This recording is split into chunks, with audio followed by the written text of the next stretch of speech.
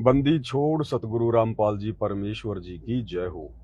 सत्साई भाई और बहनों, 2-3 दिन पहले हरियाणा के रोहतक के पैरावर में जो परशुराम जयंती का प्रोग्राम हरियाणा सरकार के द्वारा रखा गया था, जिसमें सतगुरु रामपाल जी के भोले भाले भक्तों को धोखे से उनके दर्शनों का नाम लेकर सत्संग के बहाने सतगुरु रामपाल जी के कलयुगी परिवार के द्वारा सतलोक आश्रम धनाना में बेचारे भक्तों को इकट्ठा कर लिया गया।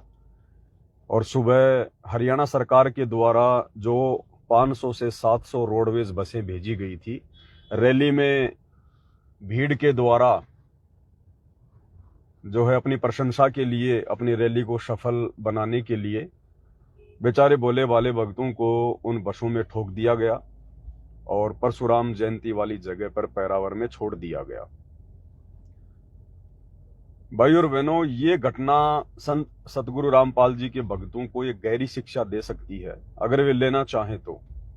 एक बहुत ही अच्छा संदेश, एक बहुत ही अच्छी शिक्षा इस घटना के माध्यम से धोखे के शिकार हुए सतगुरु रामपाल जी के वो तमाम भगत जो पैरावर रैली में गए थे, जयंती पर गए थे, एक बहुत अच्छी शिक्षा उनको मिल सकती है अगर वो लेना चाहें तो।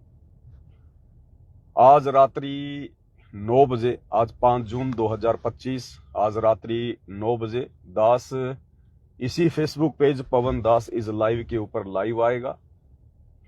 बहुत सारी ऐसी बातें, बहुत सारी अच्छी अच्छी शिक्षा सतलोक आश्रम से जुड़े हुए अंध भक्तों को भी मिलेगी, ताकि भविष्य में वो ठगी का शिकार ना हो सकें। और जितने भी सत्सेवक भाई बहन हैं जो काल की किसी भी ठगी का शिकार नहीं हो रहे हैं, ज्ञान को आधार बनाकर घर बैठकर भक्ति कर रहे हैं, गुरु की गैर हाजिरी में गुरु की बदनामी का कारण नहीं बन रहे हैं, उन सत्सेवक भाई बहनों को भी एक बहुत अच्छी शिक्षा मिलेगी निकट भविष्य में।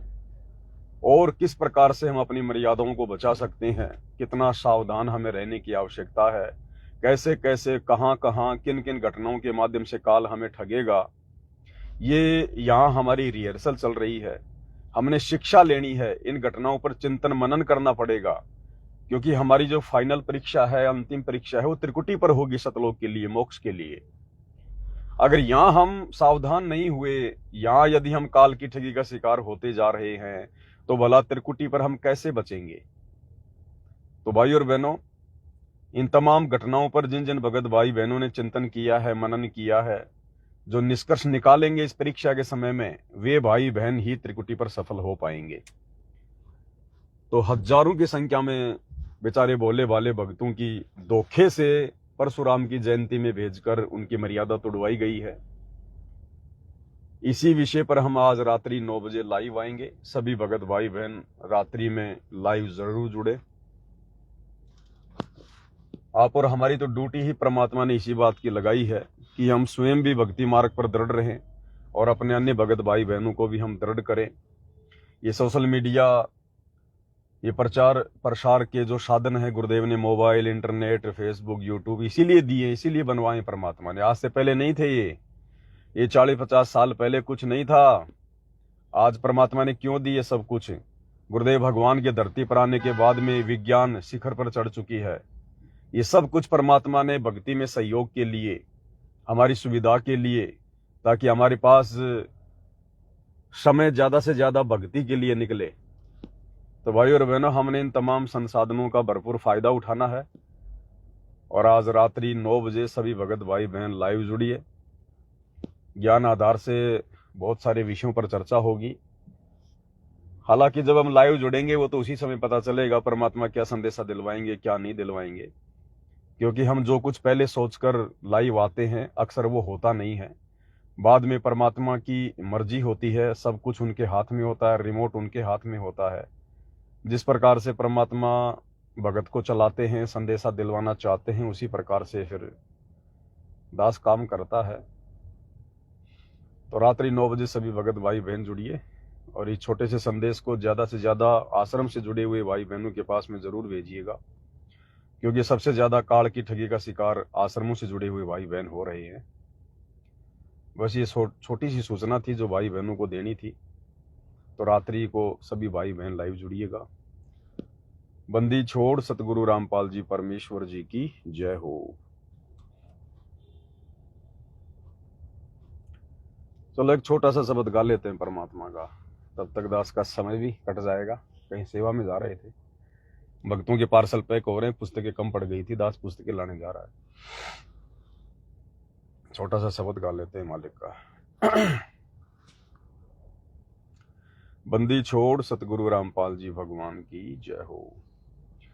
मानत ना मन मोरा साधु, मानत ना मन मोरा रे, मानत ना मन मोरा साधु, मानत ना मन मोरा रे।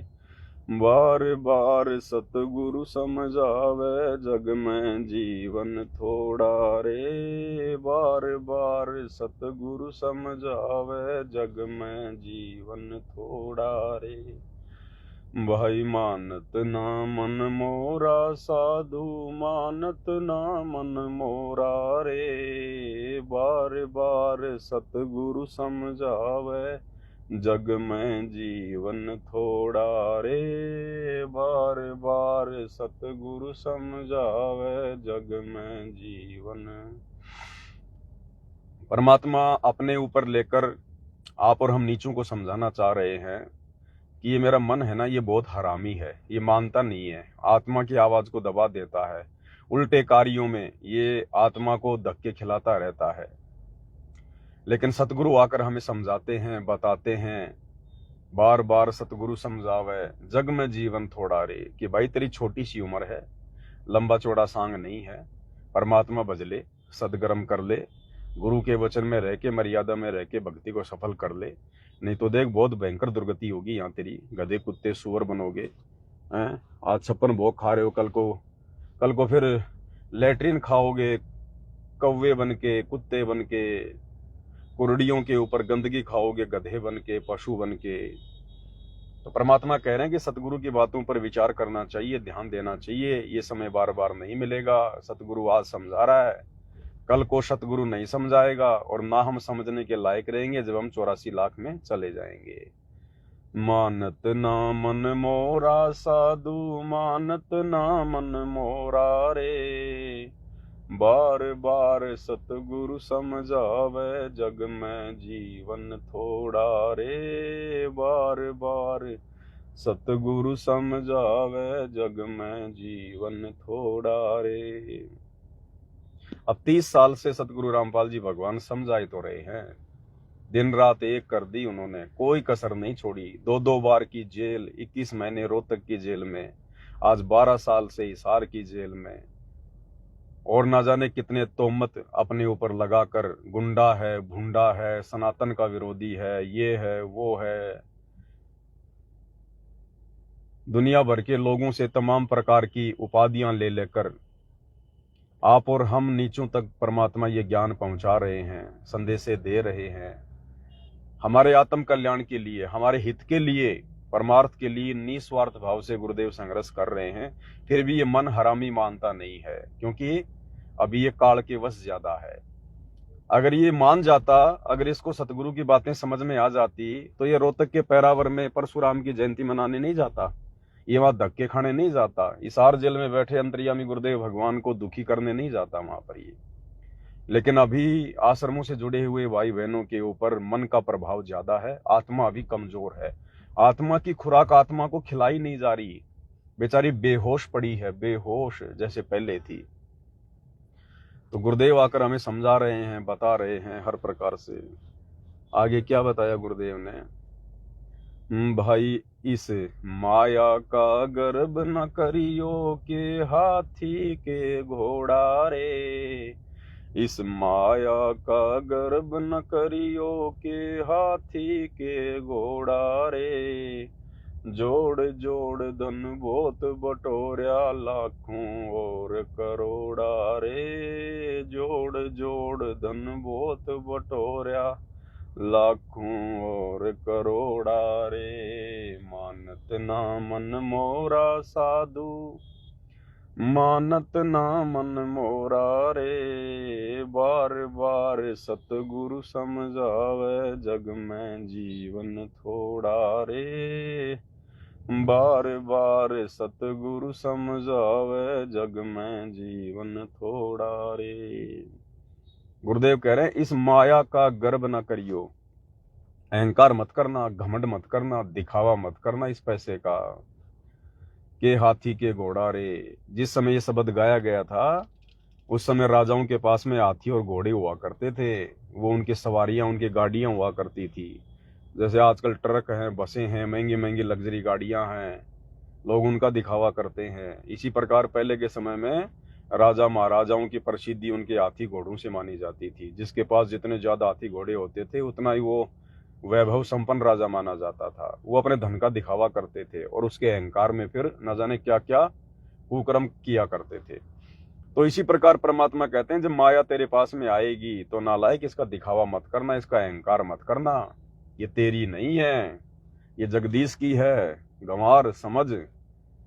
और इस माया को प्राप्त करके तू उल्टे काम ही करेगा, ये माया तेरे सिर पे बैठ जाएगी, तेरे से कोई सदकर्म नहीं करने देगी। इसीलिए तो भगवान अपने भक्तों को ज्यादा माया नहीं देते। इसीलिए तो सतगुरु अपने सत भक्तों को जो भक्ति करना चाहते हैं, जो उनको मोक्ष प्राप्त करवाना है, परमात्मा उसको इस दलदल में ज्यादा नहीं डालता, ये जंजीरें उसके पैरों में नहीं बांधता परमात्मा। और इधर देखो भाई और बहनों, वही हो गया जो परमात्मा शब्द में कह रहे हैं। और रोज हमें गुरुदेव नित्य में पढ़ाते हैं भाई, माया का रस पिया कर हो गए डामाडोल।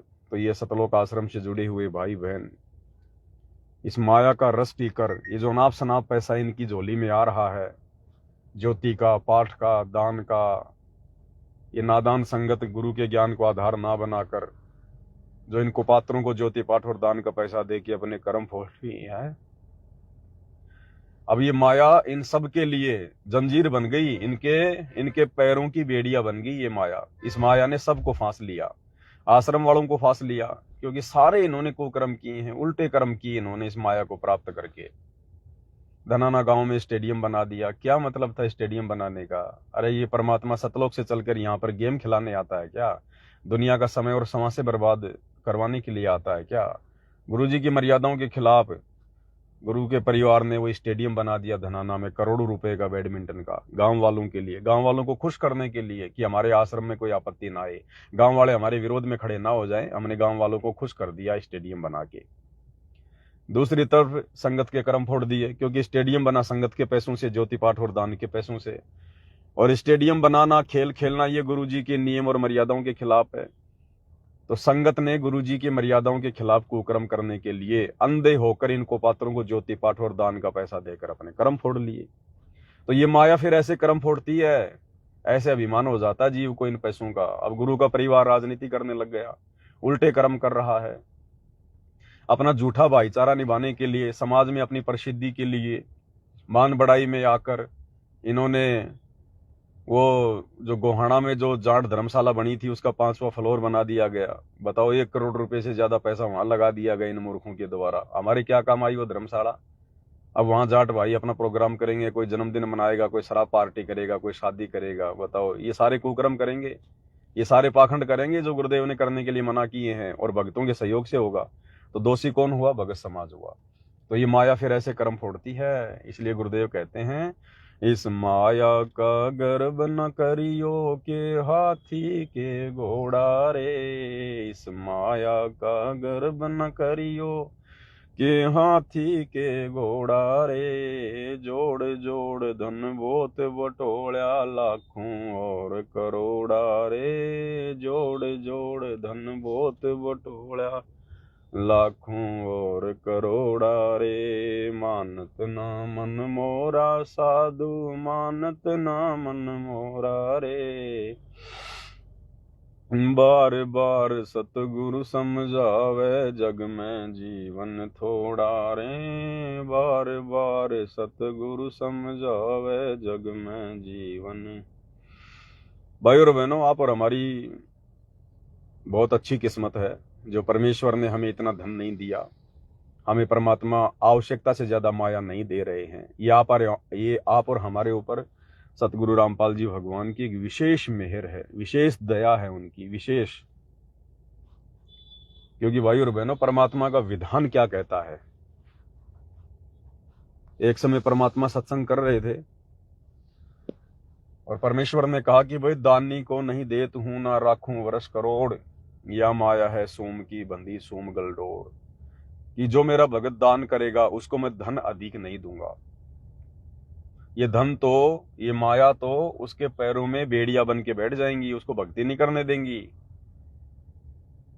तो कुछ भगत थे मेरे जैसे मूड गवार, उन्होंने कहा कि ये भगवान ये आप क्या कह रहे हो, हम तो दान धर्म इसीलिए करते हैं कि हमारे को धन ज्यादा मिले, धन ज्यादा मिले, और आप कह रहे हो कि दानी को नहीं देत हूं ना राखूं वर्ष करोड़। परमात्मा फिर क्या दोगे आप अपने दान करने वाले भगत को, भक्ति करने वाले भगत को? तो परमात्मा ने कहा कि बच्चों, मैं दान करने वाले भगत को इतना तो अवश्य दूंगा कि उसकी जो आवश्यकता है वो पूरी होती रहेंगी, वो अभाव में नहीं जिएगा, और इतना ज्यादा भी नहीं दूंगा कि वो बकवाद करने लग जाए। तो भक्तों ने कहा कि परमात्मा फिर आप क्या दोगे अपने उस भगत को? तो परमात्मा ने कहा कि दानी को तो देत हूं ज्ञान ध्यान विश्वास, भक्ति गरीबी बंदगी ज्यों निपजै निज दास। ये दूंगा मैं अपने भगत को। क्या? दानी को तो देत हूं ज्ञान ध्यान और विश्वास। अरे यही तो चाहिए मोक्ष के लिए, यही तो चाहिए सतगुरु के चरणों में परमानेंट जगह बनाने के लिए, भक्ति को सफल करने के लिए। ज्ञान ध्यान विश्वास ये भगत के आभूषण हैं, भगत के लक्षण हैं, भगत के श्रृंगार हैं आत्मा के। ज्ञान ध्यान विश्वास, ज्ञान के बिना हम भक्ति पर दृढ़ नहीं हो सकते, और विश्वास के बिना हमारी भक्ति सफल नहीं हो सकती। कहे कबीर सुनो भाई साधो मैं तो हूं विश्वास में। ये दुनिया का सबसे बड़ा धन है, सबसे बड़ी संपत्ति है ये। दानी को तो देत हूं ज्ञान ध्यान विश्वास, भक्ति गरीबी बंदगी। भक्ति, अरे भक्ति मुक्ति के दाता सतगुरु भक्ति मुक्ति के दाता। गरीबी, ओहो गरीबी। भाई और बहनों, आज हम जिस स्थिति में है ना, ये ना हम इसको गरीबी कह सकते, ना हम इसको जो है वो अमीरी कह सकते। आज इस स्थिति में लाके गुरुदेव ने हमें जानबूझ के खड़ा किया ताकि हम भक्ति कर सके। आज हमारे पास बकवाद करने के लिए कोई स्थान नहीं है, बकवाद करने के लिए माया नहीं है। जैसे आश्रम वालों के लिए, आश्रम वालों के पास, मैनेजमेंट वालों के पास दुनिया भर की बकवाद करने के लिए दुनिया भर की माया है।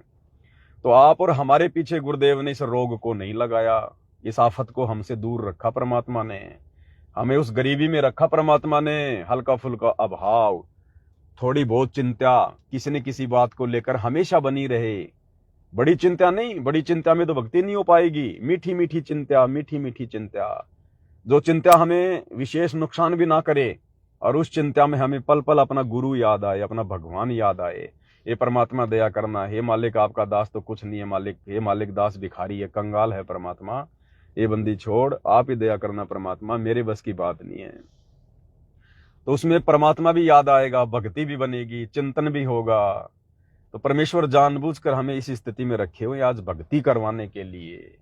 तो क्या क्या देंगे परमात्मा? दानी को तो देत हूं ज्ञान ध्यान विश्वास, भक्ति गरीबी बंदगी और ज्यों निपजै निज दास। ऐसे मेरा दास दिन प्रतिदिन भक्ति मार्ग में ऊपर की ओर उठेगा, ऊपर की ओर बढ़ेगा। तो आप और हम सत्सेवक भाई बहनों के ऊपर एक विशेष मेहर, विशेष दया गुरुदेव भगवान की, जो गुरुदेव ने हमें एक आम व्यक्ति की तरह रखा, एक सामान्य व्यक्ति की तरह हमें रख रहे हैं परमात्मा। हमारे भाग्य में तो ना जाने भाई और बहनों कितनी संपत्ति, कितना धन। यहाँ का राजा भी हमारे नाखून के बराबर है, यहाँ का मुकेश अंबानी भी हमारे नाखून के बराबर है संपत्ति में, धन में, जो हमारे भाग्य में था। क्योंकि इस परमात्मा की शरण में कोई एरी गहरी आत्मा थोड़ी आती है, दुनिया की सर्वश्रेष्ठ आत्मा। मालिक कहते हैं गोरख से ज्ञानी घणे, सुखदेव जति जहान, सीता सी बहुबारिया, संत दूर अस्थान। और मालिक कहते हैं, एक अन्य वाणी है गुरुदेव भगवान की, कि ये परमात्मा ऐसे नहीं मिलता, एरी गहरी आत्माओं को नहीं मिलता है। ये परमेश्वर बहुत विशेष आत्माओं को, बहुत अपनी प्यारी आत्माओं को मिलता है परमात्मा। तो ये दुनिया भर की जो संपत्ति है, जो धन था भाई और बहनों, ये आप और हमारे भाग्य में था।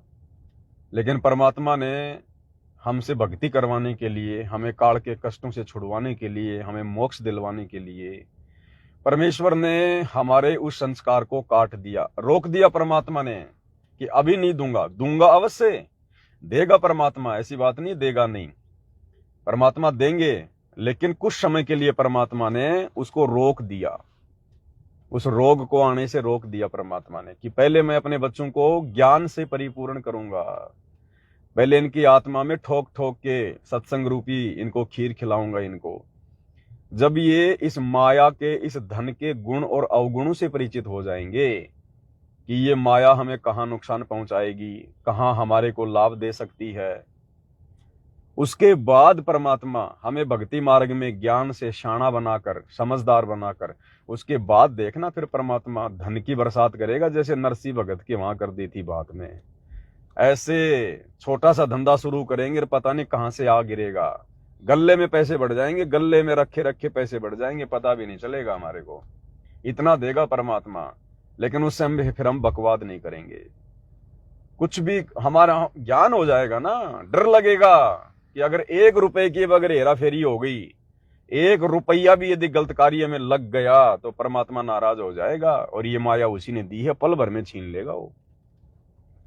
तो उसके बाद देगा परमात्मा। फिर देखना, वो कहता ना कि वो देता तब छप्पर फाड़ के देता है, वो समय आने वाले समय में दुनिया देखेगी उनके सत्सेवक बच्चों के घरों में अलग ही मकान, अलग ही कोठियां, अलग ही यातायात के साधन। आज ये दुनिया जो घूम रही है ना 5-5 करोड़ की, 10-10 करोड़ की गाड़ियों में, देखना आने वाले समय में परमात्मा के सत्सेवक बच्चे घुमा करेंगे। क्योंकि सार जेल से आने वाली ऑडियो में तो गुरुदेव ने स्पष्ट कह दिया कि बच्चों आने वाले समय में तुम्हारे यातायात के साधन भी दुनिया से न्यारे होंगे, दुनिया से अलग होंगे। तो परमेश्वर अपने बच्चों को यहां भी सुख देगा, लेकिन पहले उनको यहाँ के दुखों से परिचित करवाएगा, ताकि ये बकवाद ना करें इस माया को प्राप्त करके, और टारगेट केवल इनका सतलोक ही रहे, ये माया इनको केवल गोबर दिखाई दे, गोबर। फिर देखना परमात्मा यहाँ की भी मौज करवाएगा।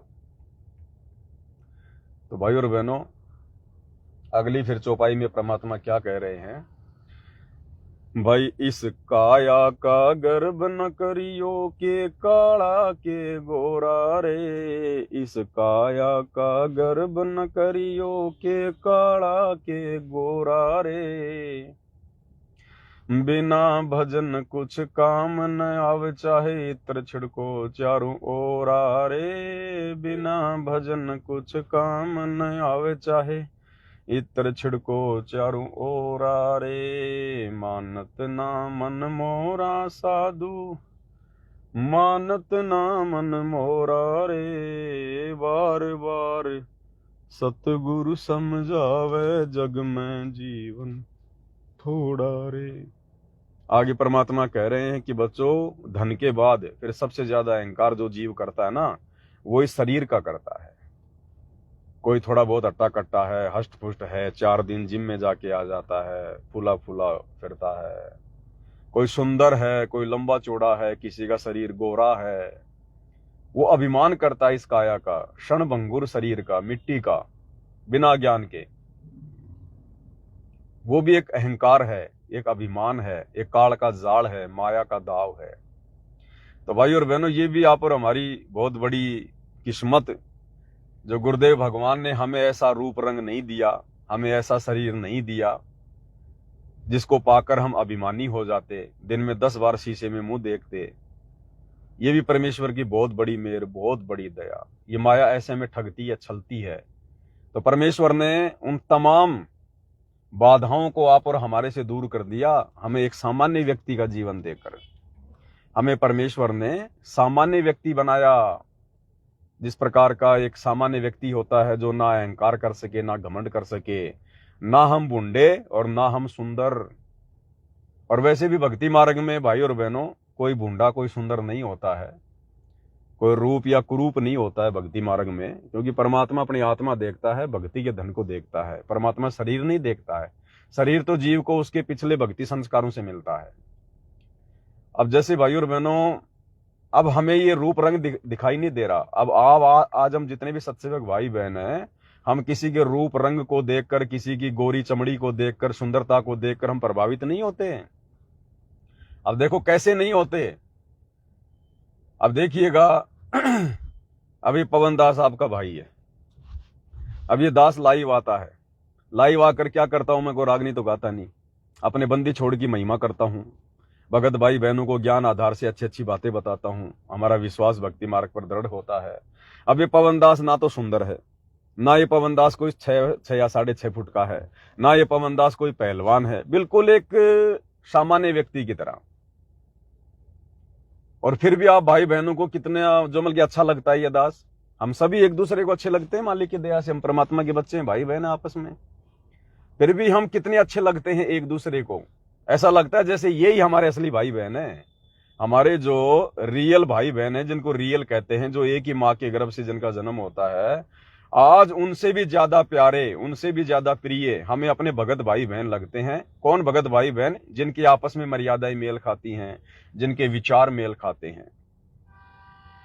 अब दूसरी तरफ ये देखो, बॉलीवुड में जो ये फिल्में बनाते हैं, ये हीरो, जिनको हीरो कहते हैं, है असल में वो जीरो, लेकिन दुनिया आध्यात्मिक ज्ञान के अभाव में उनको हीरो मानती है। अब वो लोग कितने सुंदर सुंदर होते हैं, कितने लंबे चौड़े होते हैं, जिम जाम करके कैसी वैसी बॉडी वाडी बना लेते हैं, खा पी के उल्टे सीधे सप्लीमेंट, है कि नहीं? अच्छे अच्छे कपड़े पहनेंगे, बढ़िया बढ़िया एक्टिंग करेंगे। अब दुनिया को वो कितने सुंदर लगते हैं, मेरा फेवरेट, मेरा फेवरेट। अरे वाह, गजब, क्या बॉडी बना रखी है। क्या आप और हम सतगुरु रामपाल जी के साध संगति से जुड़े हुए सत्सेवक भाई बहनों को दुनिया को हीरो दिखाई देने वाले वो लोग अच्छे लगते हैं क्या? वो हीरोइन, वो अभिनेत्रियां जो मेकअप करके, बढ़िया बढ़िया महंगे महंगे हार श्रृंगार करके, कपड़े पहन के, हैं, जो ऐसी ऐसी एक्टिंग करती हैं, दिखावा करती हैं, अर्धनग्न वो कपड़े पहनती हैं, अपना शरीर दिखाती हैं, क्या आप और हम सत्सेवक भाई बहनों को वो अच्छे लगते हैं क्या? हम तो कभी उनका शोपन में चिंतन भी नहीं करते। अगर हमारे घर के सामने अगर किसी बहुत बड़े बॉलीवुड के नेता का या नेती का, अभिनेता का, अभिनेत्री का कोई प्रोग्राम हो, तो हम तो अपने घर के दरवाजे तक बंद कर लेंगे कि ये भगवान कहां से आफत आ गई, ये जल्दी से जल्दी यहां से जाए, ये आफत यहां से, ये रोग जल्दी से जल्दी जाए यहां से। और दुनिया उनके ऊपर फिदा होती है, दुनिया उनको देखने के लिए सैकड़ों किलोमीटरों से गाड़ियों का तेल फूक फूक के आती है। अरे चलो भाई, वो अभिनेता आ रहा है, अरे वो अभिनेत्री आ रही, वो हीरो आ रहा है। और आप और हमारे घर के सामने प्रोग्राम हो तो हम दरवाजे बंद कर लेंगे कि ये भगवान, इन गंदे गंदे गानों की आवाज हमारे कानों में ना आए। हम सत्संग सुनाएंगे जोर जोर से आवाज में कि ये बाहर की आवाज हमें सुनाई ना दे। घर के दरवाजे बंद कर लेंगे। उनके दर्शन भी हम ये समझेंगे, भगवान आज कौन सा मेरा पाप कर्म उदय हो गया था जो मेरे घर के सामने ये बड़वे आ गए। दुनिया जिनको हीरो कहती है, हम उनकी शक्ल भी देखना पसंद नहीं करेंगे। उनके वहां जाकर बैठना तो बहुत दूर की बात है, हम तो घर के दरवाजे भी बंद कर लेंगे। हमें फूटी आंख भी अच्छे नहीं लगेंगे। वो क्यों नहीं अच्छे लगेंगे भाइयों और बहनों? क्योंकि अब परमात्मा ने हमारे शरीर का सॉफ्टवेयर चेंज कर दिया है। परमात्मा ने हमें इंसान से देवता बना दिया, मानुष से देवता किया, कृतन लाई बार। हम आम सामान्य व्यक्ति की तरह नहीं है जो उनके पीछे दौड़ दौड़ के चले जाएंगे उनको देखने के लिए। नहीं, हमारा शरीर तो आम इंसानों जैसा दिखाई दे रहा है, लेकिन अंदर से परमात्मा ने चेंज कर दिया। हमें वो अच्छे नहीं लगते अब, बिल्कुल भी। अब हमें अच्छे कौन लगते हैं? हमारे अपने भगत भाई बहन जो परमात्मा की महिमा करते हैं, गुरु जी का गुणगान करते हैं, ज्ञान आधार से परमात्मा की चर्चा करते हैं, गुरु को परमात्मा मान के ज्ञान को आधार बना के जो भक्ति कर रहे हैं, वो चाहे काड़ा है, चाहे ठिगना है, चाहे कैसा भी है। क्योंकि परमात्मा ने जिसको जैसा शरीर दे दिया ना, उसमें कोई मीन मेख नहीं निकालनी चाहिए। क्योंकि भगवान ने बनाया है तो सोच समझ के बनाया है ना, उसके संस्कार के आधार से बनाया है ना।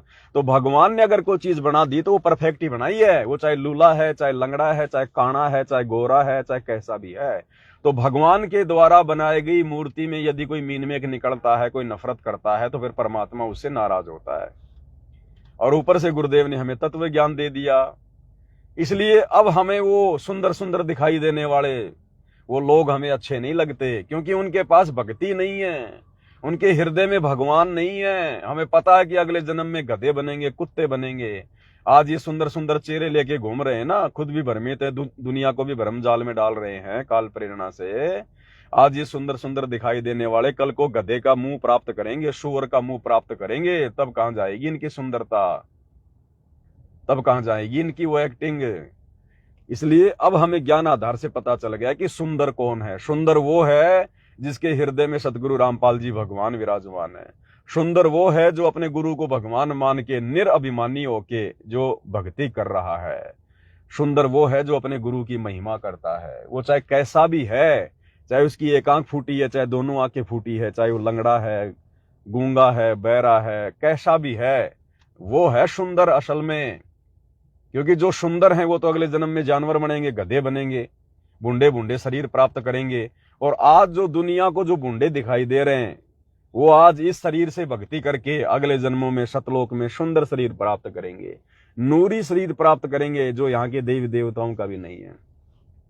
इसलिए परमात्मा हमें समझा रहे, हमें बता रहे हैं कि इस काया का गर्भ न करियो के काला के गोरा रे, इस काया का गर्भ न करियो के काला के गोरा रे, बिना भजन कुछ काम न आवे, चाहे इत्र छिड़को चारों ओरा रे, बिना भजन कुछ काम न आवे, चाहे इत्र छिड़को चारों ओरा रे। ये भाई बिना भजन के, बिना सतगुरु रामपाल जी भगवान के सतनाम के, बिना उनकी शरण के, भजन का मतलब ये नहीं कि लेके ढोलक पेटी बैठ जाओ जय जय राम हरे राम, जय जय राम हरे राम, वो भजन नहीं है। असल में भजन है सतगुरु रामपाल जी की भक्ति करना, तीनों समय की आरती करना, उनके सत्संग सुनना, मंत्र जाप करना, ये है भजन। तो कहते हैं बिना भजन कुछ काम न आवे, चाहे इत्र छिड़को चारों ओर आ रहे। आज तुम कितने ही महंगे महंगे सेंट लगा लो, इत्र लगा लो, महंगे महंगे कपड़े पहन लो, 8-8 करोड़ की गाड़ियों में घूम लो, डांस वांस सीख के दुनिया को तुम जो है वो प्रभावित कर दो। लेकिन भैया अगले जन्म में सुअर का मुंह लगेगा, गधे का मुंह लगेगा, बैल का मुंह लगेगा, तेरे नाक में नाथ डाली जाएगी। फिर तेरे से वो किसान एक्टिंग करवाएगा खेत में सारा दिन मार मार के लठ, कुम्हार एक्टिंग करवाएगा, फिर भट्ठे के ऊपर कच्ची ईंट नीचे से भरेगा और पकी हुई ईंट ऊपर से डालेगा, और फिर कौवा खाएगा कमर को जहां घाव हो जाता है, फिर वो एक्टिंग होगी वहां पर असली। इसलिए परमात्मा कहते हैं कि जो भी शरीर, जैसा भी शरीर भगवान ने दे दिया है, ये परमात्मा का दिया हुआ है, और परमात्मा ने बनाया है तो सोच समझ के बनाया है उसको। भाई और बहनों, आज यदि हमें 6.5 फुट की हाइट मिल जाती, अट्टा कट्टा शरीर मिल जाता, हम भाई और बहनों दिन में 20 बार शीशे में मुंह देखते सतगुरु रामपाल जी की शरण प्राप्त करके भी। तो ये भी आप और हमारे ऊपर एक बहुत बड़ी मेहर, एक बहुत बड़ा रहम, क्योंकि हम जीव हैं भाई और बहनों, हम जीव हैं। जब तक इस काल के लोक में रहेंगे हम जीव ही रहेंगे, और हमारे अंदर वो सारे सॉफ्टवेयर हैं, अच्छी अच्छी चीजों को देखकर इंप्रेस होना, प्रभावित होना, उनके प्रति आकर्षित होना, ये सॉफ्टवेयर इस शरीर में लगे हुए हैं। अब बताओ यदि हम ऐसे होते, अब देखो जैसे मान लीजिए, क्योंकि हमारी जो आंखें हैं ना, ये एक स्कैनर का काम करती हैं, स्कैनर का काम। आपने मार्केट में कोई पेन खरीदने जाना है और दुकानदार ने आपके सामने 20 पेन रख दिए, आपकी आंखें तुरंत उस पेन की ओर आपका ध्यान आकर्षित करेंगी जो सबसे महंगा है, सबसे अच्छा है, चमकीला है, बढ़िया है, क्योंकि आंखें स्कैनर हैं।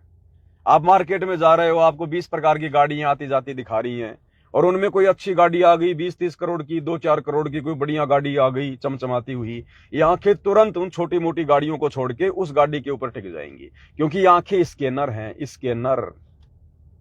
20 बहनें आ रही हैं सामने से, माता बहनें आ रही हैं, एक ने छोटे कपड़े पहन रखे हैं, ये आंखें तुरंत वहां आपका ध्यान आकर्षित करेंगी, क्योंकि आंखें स्कैनर हैं। तो इस शरीर के अंदर सारे सॉफ्टवेयर लगे हुए हैं। इसलिए भगवान ने आप और हमारे ऊपर बहुत बड़ी मेहर करी, बहुत बड़ी दया करी। हमें ऐसा कोई आकर्षक कोई शरीर नहीं दिया, हालांकि हमें बहुत अच्छा शरीर दिया गुरुदेव भगवान ने। अरे हमें निरोगी काया दे दी भगवान ने, स्वस्थ शरीर दे दिया परमात्मा ने हमें। हमारे शरीर में कोई रोग नहीं है, कोई शोक नहीं है, कोई दिक्कत नहीं है। हम आसानी से भक्ति कर पा रहे हैं परमात्मा के आशीर्वाद से। और वो अटे कटे शरीर वाला ना जाने कब एक्सीडेंट हो जाए, कब उसका वो आ जाए समय, उसकी मृत्यु का, उसकी टांग कटने का, आंख फूटने का, क्योंकि बचाव तो होगा नहीं उनका। वो शरीर थोड़ी बचाव करेगा, बचाव तो करेंगे संस्कार, गुरु भगवान। और गुरु भगवान बचाव करेगा जब हमारी भक्ति होगी हमारे पास में, जब हम भक्ति कर रहे होंगे। तो वो भक्ति तो कर नहीं रहे, पिछले जन्म की भक्ति से वो मलाई खा रहे हैं।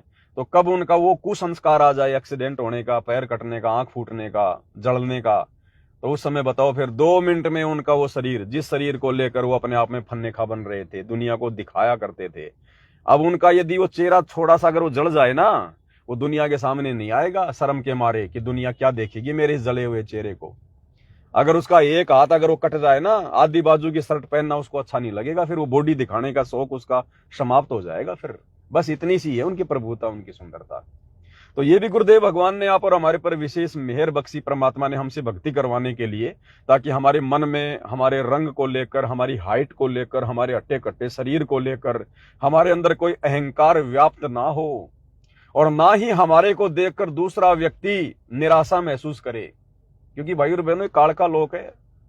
यहाँ पर जिसके पास ज्यादा धन है तो गरीब आदमी उसको देखकर पता नहीं मन में क्या क्या सोचेगा, क्या क्या बकवाद, क्या क्या दोष पैदा करेगा। कोई किसी के सुंदर शरीर को देखकर ना जाने अपने मन में क्या क्या सोचेगा, कितना वो निराश होगा, कितने मन में दोष आएंगे। तो हम भक्तों को देखकर भी, हमारे रूप रंग को देखकर, हमारे हाइट को, हमारे शरीर को देखकर किसी और के मन में दोष ना आए, उसके लिए भी परमात्मा ने हमें सामान्य शरीर दिया। हम गुरुदेव भगवान का बारंबार धन्यवाद करते हैं, अनंत कोटि दंडवत प्रणाम करते हैं कि परमेश्वर ने हमारे ऊपर बहुत बड़ी रजा बख्शी, मेहर बख्शी परमात्मा ने। अन्यथा भाई और बहनों, भक्ति तो हम करते, ऐसी बात नहीं है, लेकिन उस भाव से भक्ति नहीं हो पाती जिस भाव से इस टूटे फूटे शरीर में, सामान्य से शरीर में, आम व्यक्ति जैसे शरीर में आप और हम आज भक्ति कर पा रहे हैं। तो ये बहुत बड़ी मेहर गुरुदेव की। अगली वाणी में क्या बताया गुरुदेव ने? भाई दुविधा दुर्मति चतुराई में जन्म गया नर तोरा रे, दुविधा दुर्मति चतुराई में जन्म गया नर तोरा रे, अब भी आण मिलो सत्संग में करो गुरु ज्ञान पे गोरा रे, अब भी आण मिलो सत्संग में करो गुरु ज्ञान पे गोरा रे, मानत ना मन मोरा साधु, मानत ना मन मोरा रे, मानत ना मन मोरा साधु, मानत ना मन मोरा रे, बार बार सतगुरु समझावे, जग में जीवन थोड़ा रे, दुविधा दुर्मति चतुराई में जन्म गया नर तोरा रे। अब इस दुविधा दुर्मति और चतुराई वाली स्थिति से केवल हम सत्सेवक भाई बहन बाहर निकल पाए। दुनिया में कोई बाहर नहीं है। आश्रमों से जुड़े हुए भाई बहन भी दुविधा दुर्मति चतुराई से बाहर नहीं है। ये चतुराई तो थी सतगुरु रामपाल जी के दोनों नालायक बेटों की, उनके नालायक भाई की, जिन्होंने भगत समाज को राजनीतिक स्वार्थों के चलते और परशुराम जयंती पैरावर में वहां भेज दिया, राजनेताओं की रैली में भीड़ जमा करने के लिए। ये चतुराई तो है, और क्या है कि राजनेता हमसे प्रसन्न रहेंगे, हरियाणा का मुख्यमंत्री हमारे से प्रसन्न होगा, हम दोनों में से किसी एक भाई को रोहतक से या सोनीपत से बीजेपी की टिकट दे देगा, हम चुनाव लड़ेंगे, राजा बनेंगे, फिर अगले जन्म में गधे बनेंगे। तो ये चतुराई तो है इनकी। अन्यथा गुरुदेव भगवान के ज्ञान में कहां है राजनेताओं की रैलियों को सफल बनाना? कभी भेजा गुरुदेव ने अपने बच्चों को राजनेताओं की रैलियों में धक्के खाने के लिए? परमात्मा तो इन कुकर्मों से दूर करता है। ये तो गंदी चीज है, ये तो बहुत गंदी चीज है राजनीति। तो गुरु तो अपने भक्तों को राजनीति के आसपास भी नहीं फटकने देता। अब ये चतुराई इनकी, अपने आप में को डेढ़ शाना समझ कर ये भगत समाज को ज्योति पाठ और दान के नाम पर लूट रहे हैं। गोहना में 1 करोड़ रुपया देकर जाटों की धर्मशाला बनवा दी भाईचारा निभाने के लिए। ये चतुराई तो है, और क्या है।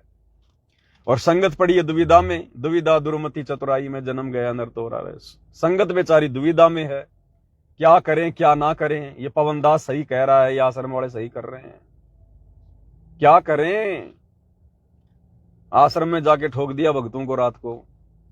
सुबह हरियाणा रोडवेज की बसें आ गई, भक्तों को कहा गया चलो भाई गुरुजी का आदेश है, बसों में बैठो, मुख्यमंत्री की रैली है, परशुराम की जयंती है। अब भगत दुविधा में आ गए, भगत दुविधा में आ गए, क्या करें। अरे बैठे कि ना बैठे, अब क्या करें, अब तो बैठना ही पड़ेगा। जब आश्रम में चले गए तो बैठना ही पड़ेगा मेरे भाई। अब भगत दुविधा में, भाई गुरुजी ने तो कभी कहा ही नहीं, ऐसा तो गुरुजी का कोई आदेश है ही नहीं, ना परमात्मा ऐसा कोई आदेश देते कभी, ये मैनेजमेंट वाले ऐसा हमसे क्यों करवा रहे हैं। तो ये दुविधा, दुविधा क्यों? ज्ञान का भाव, साध संगति का भाव, ये भेड़ चाल में चलना, देखा देखी में चलना, आंखों पे काली पट्टी बांध के चलना, इसका परिणाम, इसका नतीजा। तो ये हाल हो गया इनका, आश्रम वालों का। तो परमात्मा कहते हैं सारा संसार दुविधा में पड़ा हुआ है, अपने आप को शाणे समझकर, चतुर समझकर, काल के जाल में फंसकर अपने कर्म फोड़ रहे हैं, सतगुरु की मर्यादा तोड़कर। तो मालिक कहते हैं दुविधा दुर्मति चतुराई में जन्म गया नर तोरा रे, दुविधा दुर्मति चतुराई में। अब सत्सेवक भाई बहन देखो, अरे हम कहाँ दुविधा दुर्मति में फंसेंगे, हम तो फंसे हुए भाई बहनों को समझाने के लिए वीडियो बना रहे हैं। हमें तो परमात्मा ने कब का दुविधा दुर्मति चतुराई से निकाल दिया। तो सतगुरु की विशेष प्यारी आत्मा अगर संसार में कोई है वर्तमान में भाई और बहनों, तो केवल सत्सेवक भाई बहन है। अरे जो इस तत्व ज्ञान को समझ जाए, जो तत्व भेद को समझ जाए, जो गुरु रूप में आए हुए कबीर भगवान को समझ जाए, जिनको आत्म कल्याण की चिंता लग जाए, भाई और बहनों, वो हैं परमेश्वर की हंस आत्माएं, निर्विकार आत्माएं, विशेष आत्माएं। तो ये दया तो आप और हमारे ऊपर हुई है। दुविधा दुर्मति चतुराई में जन्म गया नर तोरा रे, अब भी आण मिलो सत्संग में करो गुरु ज्ञान पे गोरा रे, अब भी आण मिलो सत्संग में करो गुरु ज्ञान पे गोरा रे। गुरुदेव कहते हैं नालायकों अभी भी आ जाओ। सत्संग में आने का मतलब है मेरे द्वारा किए गए प्रवचनों पर थोड़ा विचार कर लो, या साथ संगति के वीडियो देखकर थोड़ा बहुत अपने दिमाग का इस्तेमाल कर लो, जो जंग लगी हुई है। अब भी आण मिलो सत्संग में, अभी भी समय है, अभी भी थोड़ा बहुत समय है। जब तक गुरुदेव भगवान हिसार जेल से अपनी लीला पूरी करके बाहर नहीं आ जाते हैं, तब तक हमारे पास थोड़ा बहुत समय है। एक बार गुरुदेव हिसार जेल से बाहर आए नहीं, परीक्षा का समय समाप्त हुआ नहीं, फिर तो भैया रिजल्ट आना बाकी है। तो मालिक कहते हैं अब भी आण मिलो सत्संग में करो गुरु ज्ञान पर गोरा रे, मानत ना मन मोरा साधु मानत ना मन मोरा रे, बार बार सतगुरु समझावे जग में जीवन थोड़ा रे। कि नालायकों थोड़ा सा जीवन है, थोड़ा सा जीवन, तुम्हारी लाखों साल की उम्र नहीं है जो सतयुग में त्रेता में हुआ करती थी। तुम कलयुग में हो, कलयुग में, और तुम्हारी ये 60-70 साल की उम्र है, आधी से ज्यादा तो तुमने बर्बाद कर दी बकवादों में। अब तुम्हें सतगुरु मिल गया, अब भी तुम्हारे से बकवाद नहीं छूट रही, अब भी ये दुर्मति तुम्हारे सिर पर बैठी हुई है। तो परमात्मा कहते हैं ये 15-20 साल का जीवन है, भक्ति में लगा दे, इसको समर्पित कर दे अपने गुरु के चरणों में, अगर सफल करना चाहता है तो। आगे लास्ट में गुरुदेव भगवान ने हमें कितनी प्यारी व्याख्या करके बताया है।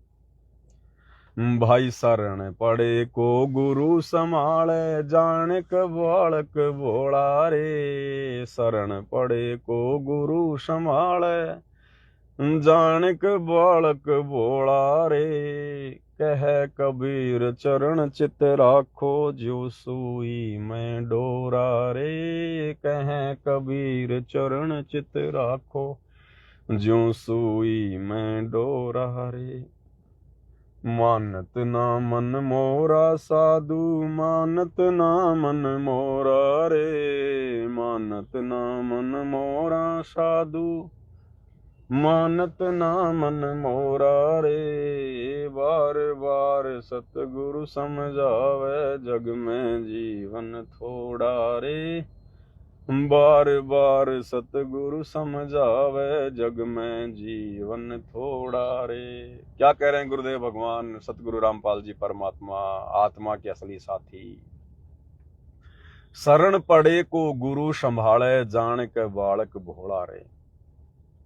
यदि हम सतगुरु रामपाल जी भगवान की शरण में आ गए हैं, और जब तक हमें सच्चाई का पता नहीं चलता है, जब तक हमें शुभ अशुभ कर्मों का पता नहीं चलता है, जब तक हम उनके सत्संग सुनकर आत्मिक रूप से परिपक्व नहीं हो जाते हैं, तब तक गुरुदेव भगवान भगत की रक्षा करता है, भगत को माफ करता है, भगत को बचाता है, उसको चेताता है किसी न किसी माध्यम से। शरण पड़े को गुरु संभाले, जान के बालक भोला रे। लेकिन जब हम परमात्मा के विधान से परिचित हो जाते हैं, जब हमें सतनाम मिल जाता है, देखो प्रथम नाम तक तो आत्मा थोड़ी सी जो है कच्ची पक्की रहती है, क्योंकि 2-4-5 महीने में भाई और बहनों इस ज्ञान को इतना नहीं समझा जा सकता। तो गुरुदेव भगवान कहते हैं कि 1-2 साल तो हम भी नहीं मानते कि भाई ये भगत बन गया, या परमात्मा ने इसका हाथ पकड़ लिया होगा। यानी 1-2 साल तो उसको समय लगेगा, झटके लगेंगे भगत को। लेकिन जिस भगत को नाम लिए हुए 3 साल से ऊपर हो गए हैं, उसके बाद फिर परमात्मा उस भगत को फ्री छोड़ना शुरू कर देता है। परमात्मा उस भगत को फ्री छोड़ना शुरू कर देता है फिर। यानी जो घेरा परमात्मा ने बना रखा होता है भगत के चारों तरफ शुरुआत में, ताकि कोई काल का दूत इसको भ्रमित ना कर दे, कोई मर्यादा ना तोड़वा दे, वो घेरा परमात्मा धीरे धीरे भगत का ढीला करने लग जाते हैं कि अब ये बच्चा अपने पैरों पर चले। क्योंकि भाई और बहनों, जैसे छोटा बच्चा होता है साल भर का, और जब माता पिता जब उसको पैरों पर चलना सिखाते हैं तो शुरू में तो उसकी उंगली पकड़ेंगे, उसके दोनों हाथ पकड़ेंगे शुरू में। जब बच्चा धीरे धीरे चलने लग जाएगा फिर परमात्मा उसका एक हाथ छोड़ देंगे, फिर माता पिता उसकी उंगली पकड़ेंगे, यानी उसको हल्का सा उसको सहारा देंगे कि अब ये चलना सीख गया है, ज्यादा सहारे की जरूरत नहीं है। फिर माता पिता उसकी उंगली पकड़ेंगे, फिर जब वो ठीक ठाक चलने लग जाएगा फिर उंगली भी छोड़ देंगे। फिर क्या करेंगे, फिर माता पिता उसके चारों तरफ अपने हाथ यूं कर लेंगे कि मेरा बच्चा कहीं नीचे ना गिर जाए। फिर वो हाथ नहीं लगाते माता पिता, उसके चारों तरफ हाथ कर लेंगे, जैसे ही गिरने वाला होगा उस समय फिर उसको तुरंत पकड़ लेंगे, उसको चोट नहीं लगने देंगे। तो इसी प्रकार जब हम शुरुआत में भक्ति मार्ग पर नाम दीक्षा लेते हैं तो हम बालक होते हैं साल 6 महीने के, तो गुरु दोनों हाथों से पकड़कर हमें भक्ति मार्ग पर चलाता है। हम भोले होते हैं उस समय, गुरु हमें संभाल के रखता है, हमारी नादानियों को माफ करता है। छोटी मोटी मर्यादा भी टूट जाती है तो गुरु नाराज नहीं होता, गुरु को पता है कि अभी ये नादान है, अबोल है। फिर जब हम सतनाम ले लेते हैं तो फिर गुरु हमारी उंगली पकड़ेगा, फिर दोनों हाथों से नहीं पकड़ेगा, फिर गुरु केवल हमारी उंगली पकड़ेगा कि अब ये थोड़ा थोड़ा अपने पैरों पर चले, थोड़ा जोर दे। और सतनाम लेने के बाद जब साल 2 साल हो जाती हैं फिर गुरु उंगली भी छोड़ देगा, लेकिन घेरा बना के रखेगा चारों तरफ अपने बच्चे के कि कोई विशेष नुकसान इसको कोई ऐरी गैरी आत्मा ना पहुंचा दे। और जब उसको 3 साल कंप्लीट हो जाएंगी फिर गुरु उसको बिल्कुल फ्री छोड़ देगा। जैसे 3-4 साल के बच्चे को फिर माता पिता फ्री छोड़ देते हैं, अपने काम में लग जाते हैं कि अभी इसको खेलने दे इसको, क्योंकि अब वो अच्छा बुरा समझने लायक हो गया, भला बुरा समझने के लायक हो गया। अब धीरे धीरे उसको झटके लगेंगे उस बालक को, माता पिता ने छोड़ दिया फिर ये अपने काम में लग गए। अब बच्चा खेल रहा, खेलते खेलते बच्चा जो है कहीं चला गया, किसी गाय की तरफ चला गया, भैंस की तरफ चला गया, उसको नहीं पता कि ये मारेगी क्या करेगी। और जैसे ही वो भैंस के पास गया, गाय के पास गया, गाय ने एकदम से सिर को यूं किया मारने के लिए, तो एकदम से वो पीछे हटेगा, उसको डर लग जाएगा, वो समझ जाएगा कि ये भैंस है, ये मारती भी है। तो इस प्रकार से फिर परमात्मा चाहते हैं कि मैं अपने बच्चे को फ्री छोड़ दूं, अब ये धीरे धीरे धीरे धीरे हल्की हल्की ठोकरें खाके ये खुद भक्ति मार्ग पर दृढ़ हो, थोड़ा बहुत संघर्ष करे, लोगों को जानना पहचानना शुरू करे कि तेरी भक्ति में कौन सहयोगी हैं, कौन तेरे भक्ति मार्ग में तेरे विरोधी हैं, कौन तुझे नुकसान पहुंचाएगा। तो 3 या 4 साल के बाद में सतगुरु अपने भगत को फिर फ्री छोड़ देता है। अब सतगुरु ने फ्री छोड़ दिया तो फिर हमारे साथ में क्या है, सतगुरु का ज्ञान, मर्यादा में रहेंगे तो सतगुरु का आशीर्वाद ये हमारे साथ रहेगा। फिर सतगुरु हमें उस कुंज पक्षी की तरह जो हजारों किलोमीटर दूर अंडे देकर अपनी कुरल कुरल की आवाज करके अपने अंडों को पोसती है, बच्चों को परिपक्व करती है, फिर उस आधार से सतगुरु अपने बच्चों की रक्षा करते हैं। फिर तो आज वर्तमान में इसी प्रकार गुरुदेव भगवान हमें अपनी शरण में लेकर ज्ञान आधार से मजबूत बनाकर, वो चाहे हिसार जेल में बैठे हों चाहे सतलोक में बैठे हों, अनंत रूप हैं गुरुदेव भगवान के, कोई जेल में थोड़ी बैठे हैं परमात्मा। जेल में तो उनका एक रूप बैठा है, परमानेंट तो परमात्मा अनामी लोक में बैठा रहता है, अनामी लोक में, अकय लोक में परमात्मा सिंहासन पर। फिर उनके 4 रूप चारों लोकों में बैठे हुए हैं, अगम लोक में अगम पुरुष के रूप में, अलख लोक में अलख पुरुष के रूप में, सतलोक में सत्य पुरुष के रूप में। और यहां भी परमात्मा आए हुए हैं सतगुरु रामपाल जी का रूप बनाकर, और ना जाने कितने ब्रह्मांडों में परमात्मा इस समय लाखों करोड़ों रूप बनाकर अपनी लीलाएं कर रहे हैं। भाई और बहनों, ये जो काल का 21 ब्रह्मांड है ना जो हम देख रहे हैं, ये खाली अकेला एक काल का 21 ब्रह्मांड नहीं है, ऐसे ऐसे 21 ब्रह्मांड गिनती नहीं है, परमात्मा ने इतने बना रखे हैं। और इस मालिक को आनंद आता है इस परमेश्वर को उन लोगों में जा जाके लीला कर करके अपने बच्चों को समझा समझा के, ये परमात्मा अनंत करोड़ रूप बना के एक ही समय में पता नहीं कितनी हिसार जेल होंगी इन ब्रह्मांडों में जहां परमात्मा बैठा हुआ ये लीला कर रहा है, और हमें दिखाई दे रहे हैं कि बस हिसार जेल में बैठे हैं गुरु जी। हम सत्सेवक अपने गुरुदेव भगवान को भोग लगा रहे हैं, हर एक सत्सेवक के घर में गुरुदेव भगवान आ रहे हैं भोग लेने के लिए। क्योंकि जब तक गुरुदेव भोग को ग्रहण नहीं करेंगे सूक्ष्म रूप में अपनी रचना से, वो पवित्र कैसे बनेगा, प्रसाद कैसे बनेगा वो? तो परमेश्वर के अनंत रूप हैं, अनंत करोड़ रूप हैं उस परमेश्वर के। साहिब तेरी साहिबी श्याम कहूं के श्वेत। ये ना देखो कि गुरु जी खाली सार जेल में बैठे हुए हैं, फिर ये दुनिया कौन चला रहा है मेरे भाई? ये तो परमेश्वर का एक रूप है यहाँ पर। न जाने कितने रूप हैं उस मालिक के, कितने उसके लीलाएं कर रहा है परमात्मा एक ही समय में। तो परमेश्वर कह रहे हैं कि भाई शरण पड़े को गुरु संभाले, जान के बालक भोला रे, और कह कबीर तुम चरण चित राखो, ज्यों सोई में डोरा रे। तो परमेश्वर ने हमें अपने चरणों में लगाया हुआ है, अपने बच्चों को, और अपने ज्ञान रूपी धागे से, अपने ज्ञान रूपी धागे से, जिस प्रकार से धागे में अनेकों मणियां डाल दिए जाते हैं, उसकी एक माला बन जाती है, फिर वो माला गले में डाली जाती है, सुशोभित होती है। तो इसी प्रकार गुरुदेव भगवान हमें अपने तत्व ज्ञान रूपी इस धागे से, हम सभी सत्सेवक भाई बहनों को, जो उनकी आत्माएं हैं, जो मणिये हैं, उनको परमात्मा ने बांध रखा है आपस में, जोड़ रखा है आपस में एक दूसरे के साथ में। और हमें अपनी शरण में लेकर गुरुदेव भगवान ने आप और हमारे ऊपर बहुत बड़ा एहसान किया हुआ है। इनसे बढ़कर एहसान दुनिया में कोई कर नहीं सकता, इनसे बढ़कर परमार्थ दुनिया में कोई कर नहीं सकता। तो ये गुरुदेव भगवान की बहुत बड़ी रजा, बहुत बड़ी मेहर। परमेश्वर ने हमें युवा बना दिया, ज्ञान से समझदार बना दिया, हमारी दुविधा दुर्मति चतुराई को हमसे कोसों दूर कर दिया। आज हम निरअभिमानी होकर और अपने आप को तुच्छ जीव समझकर, दो कोटि का प्राणी समझकर आज हम गुरुदेव भगवान की भक्ति में लीन हैं। हमने संसार की ओर देखना छोड़ दिया है, केवल अपने गुरुदेव की ओर देखते हैं कि किन बातों से मेरा गुरु प्रसन्न होगा, किन कुकर्मों से दुखी होगा। वो कुकर्म करने से हम बचते हैं, सदकर्म करने में आगे बढ़ते हैं। और अपनी आत्मा के कल्याण के लिए हमारा जो परम हित है, हमारा जो सबसे बड़ा स्वार्थ है, वो है मोक्ष, आत्म कल्याण करवाना। आज हमें उसकी चषक लग गई है। तो सतगुरु रामपाल जी परमेश्वर जी के विधि विधान अनुसार, उनकी मर्यादाओं में यदि वर्तमान में कोई चल रहा है, तो केवल उनके सत्सेवक बच्चे चल रहे हैं। तो बहुत बड़ी मेहर भाई और बहनों, बहुत बड़ी दया गुरुदेव की।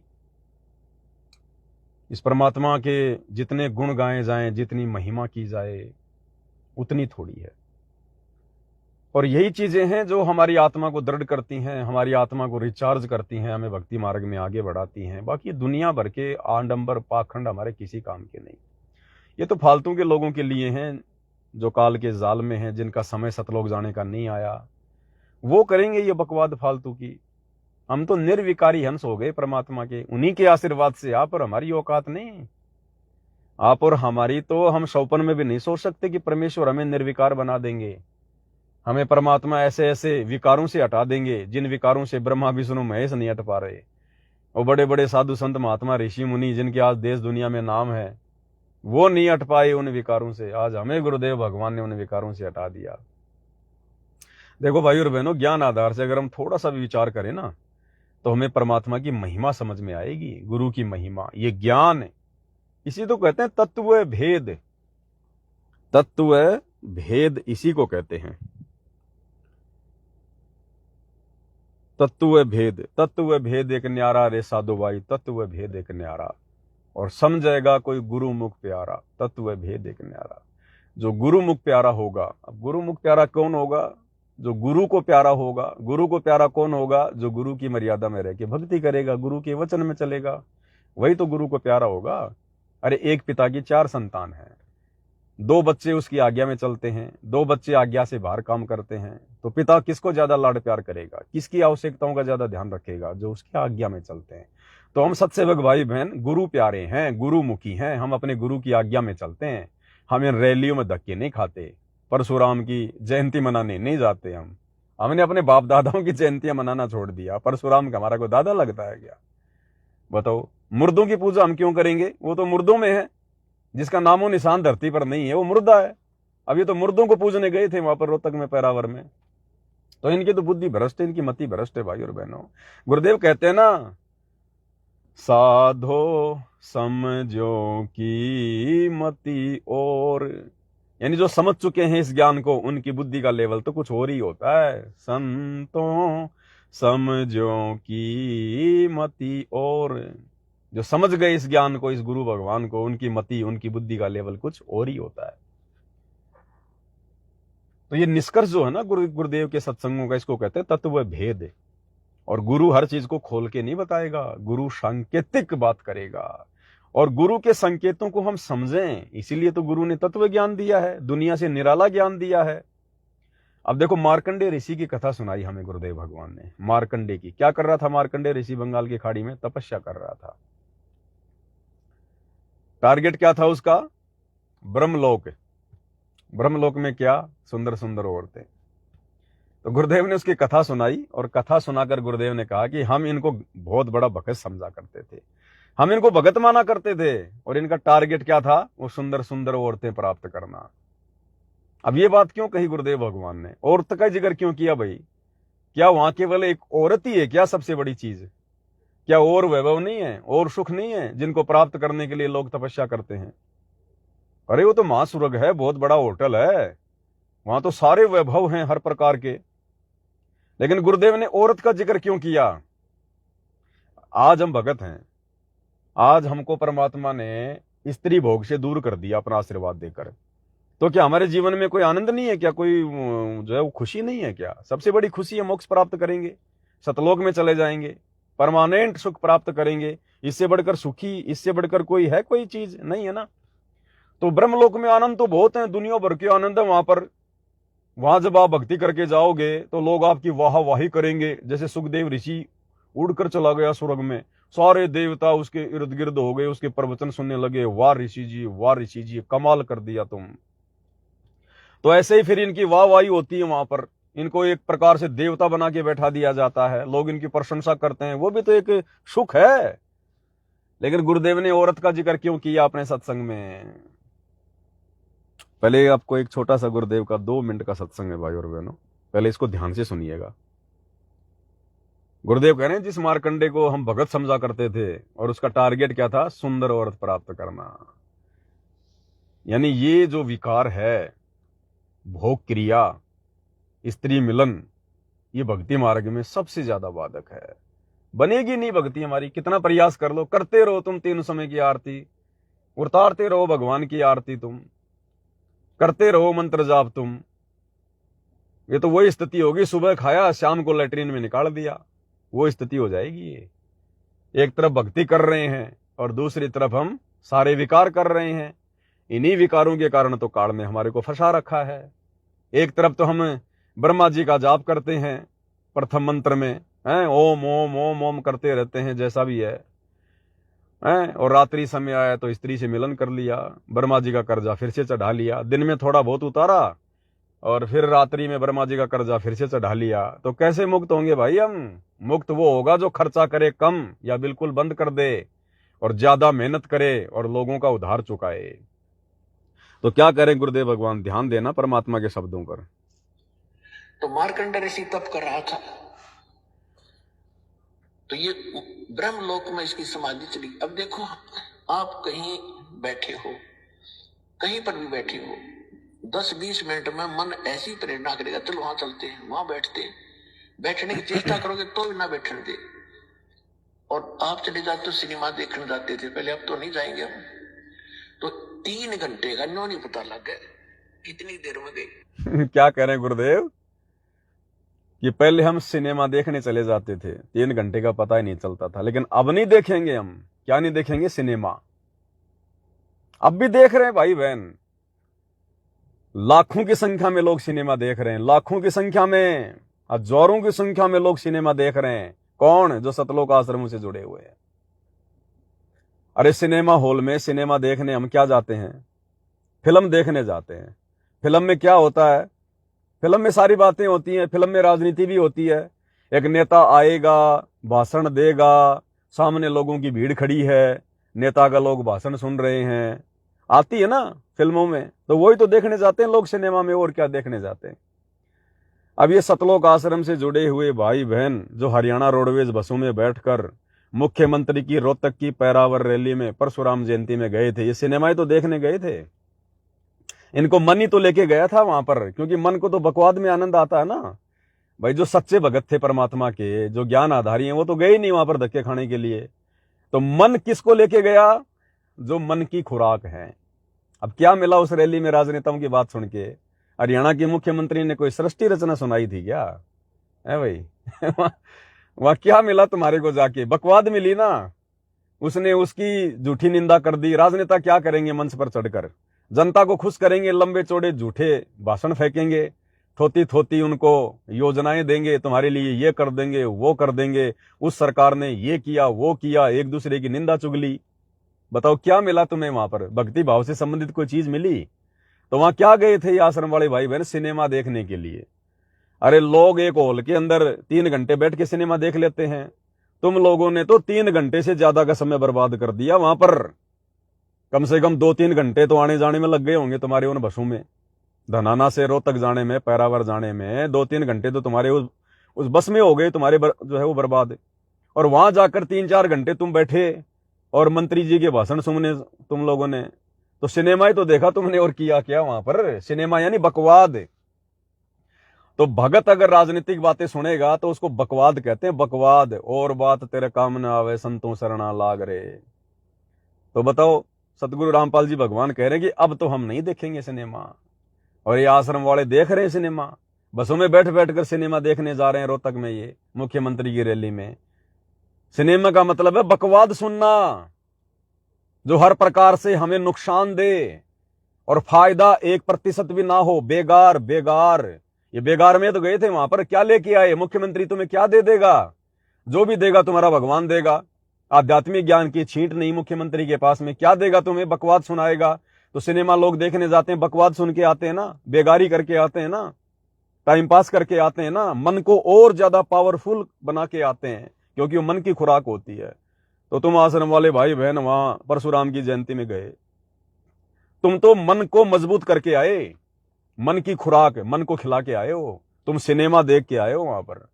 तो कहां छूटा तुम्हारा सिनेमा देखना? अभी नहीं छूटा तुम्हारा सिनेमा देखना। तो ये ऋषि महात्मा भी इसी प्रकार से तपस्या करते थे, सिनेमे देखा करते थे, बकवाद। क्योंकि नई नई बकवास देखना मन को चाहिए, जो बैठा रहेगा। तो ये क्या करते हैं कि इनका कोई कमल खुल जाता है साधना से ऑटोमेटिक। कोई पिछले संस्कार से, पहले भक्ति युक्त लोग थे, बहुत थे, अब ना खुलता किसी का। तो वो पुराने संस्कारों से वो खुल जाता था। तो उसमें वो क्या देखते हैं, जैसे टेलीविजन ऑन हो गया आपका, कोई चैनल चल पड़ा, तो उसमें वो कार्यक्रम रिले तो कहीं और से हो रहा, देख रहे हो टेलीविजन में। तो ऐसे जो ब्रह्मलोक में डांस हो रहा था, उस ऋषि ने वहां देखा था। वो सामने सुनना ध्यान से, खुल कर सामने रिफ्लेक्ट हो जाता है, जैसे डिस्प्ले पर आ जाता है। तो वो डांस देखा था। हम सोचा तपस्या कर रहा है ना, मन टेकन दी ने। तो ऐसी थी इनकी तपस्या। मूर्ख बना, आप भी बड़े थे, हम इनके पीछे लगे रहे, बड़े सिद्ध पुरुष है। इसलिए जब उसने इस औरत से भी सुंदर औरतें वहां दिख रही थी, टारगेट इसका वहीं जाने का था कि इस नाम के जाप तो साधना से वहां जाऊंगा, फिर इनको वहां मिलेंगी मुझे। फिर ये नाम भगत क्या करते, इनका टारगेट क्या था?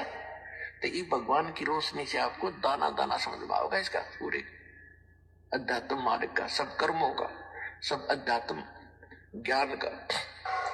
तो क्या करें गुरुदेव भगवान, हम उनको भगत समझा करते थे, और टारगेट क्या था उनका? ब्रह्मलोक में जाकर सुंदर सुंदर औरतें देखने का, उनको भोगने का। अब बताओ, हम इनको भगत समझ रहे हैं आश्रम वालों को, टारगेट क्या इनका? राजनेताओं की रैलियों में जाने का, राजनीति करने का, बकवाद करने का, सिनेमा देखने का। और हम इनको भगत समझ रहे हैं कि आश्रमों में जाकर ये भक्ति करते हैं। अब लोग तो सोचते हैं भाई रामपाल के भगत गए भाई आश्रम में, धनाना आश्रम में गए भाई, भक्ति करने गए हैं। अब दुनिया को क्या पता, वो तो बकवाद करने गए, सिनेमा देखने गए। और राजनेताओं के भाषण हमारे क्या काम के बताओ?